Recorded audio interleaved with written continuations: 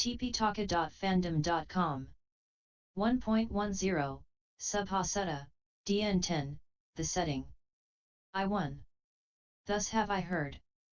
The venerable Ananda was once staying at Savatthi in the Jeta wood, in Anathapindika's pleasaunce, shortly after the Exalted One had died away. Now at that time the young Brahman Subha, the son of the man of Tudi, was dwelling at Savatthi on some business or other. 2. Now Subha, the young Brahman, addressed a certain young man, and said, Come now, young man. Go to the same O Ananda, and ask in my name as to whether his sickness and indisposition has abated, as to his health and vigour and condition of ease, and say, 'Twere well if the venerable Ananda would be so kind as to pay a visit to Subha, the young Brahman, the son of the man of Tudi. 3. Very well, sir, said that young man in reply. And he went to the place where the venerable Ananda was staying, and exchanged with him the greetings and compliments of politeness and courtesy, and took his seat apart. And, so seated, he delivered to the venerable Ananda the message with which he had been charged. For on hearing that message, the venerable Ananda said to him, It is not just now, young man, convenient, for I have just taken medicine. But perhaps I may be able to go on the morrow, if so be that conditions and opportunities seem fit. Then that young man arose from his seat, and went to Subha, and told him all, and added, So, sir, the matter has been so far accomplished that perhaps the venerable Ananda may be able to come on the morrow, if so be that conditions and opportunities seem fit. 5. And the venerable Ananda, when the night had passed away, dressed himself early in the morning, and went, in his robes and carrying his bowl, with a bhikkhu from the Siddhiya country as his attendant, to Subha's house, and took his seat on the mat spread out for him. And Subha, the young Brahman, the son of the man of Tudi, came there where he sat, and exchanged with the venerable Ananda the greetings and compliments of politeness and courtesy, and took his seat on one side.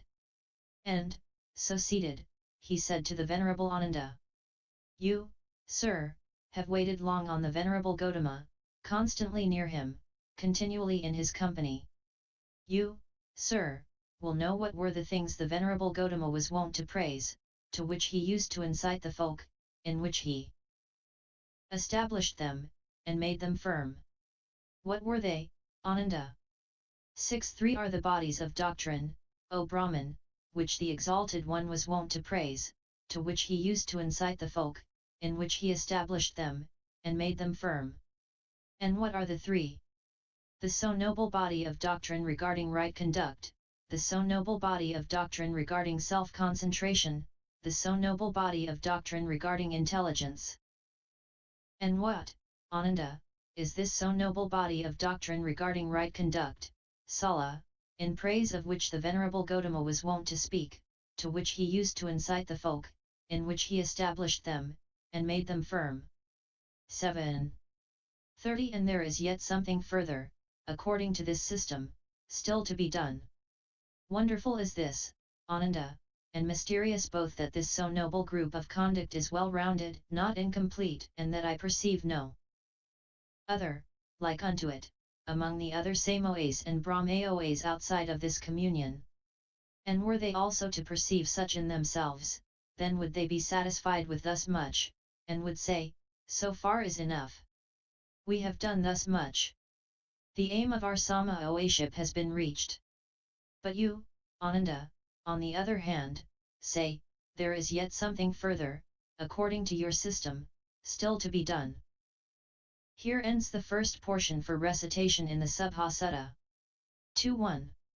And what, Ananda, is this so noble body of doctrine regarding self-concentration, samadhi, in praise of which the venerable Gotama was wont to speak, to which he used to incite the folk, in which he established them, and made them firm?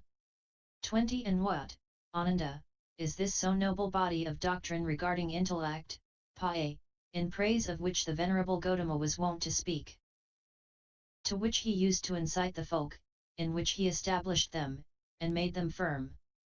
27. This, young Brahman, is that so noble body of doctrine regarding intellect, of which that Exalted One was wont to speak in praise, to which he used to incite the folk, in which he established them, and made them firm. Wonderful is this, Ananda, and mysterious both that this so noble group of doctrine regarding intellect is well-rounded, not incomplete, and that I perceive no other, like unto it, among the other Samoas and Brahmaoas outside of this communion. And there is not, in this matter, anything further to be accomplished. Most excellent, Ananda, are the words of thy mouth, most excellent.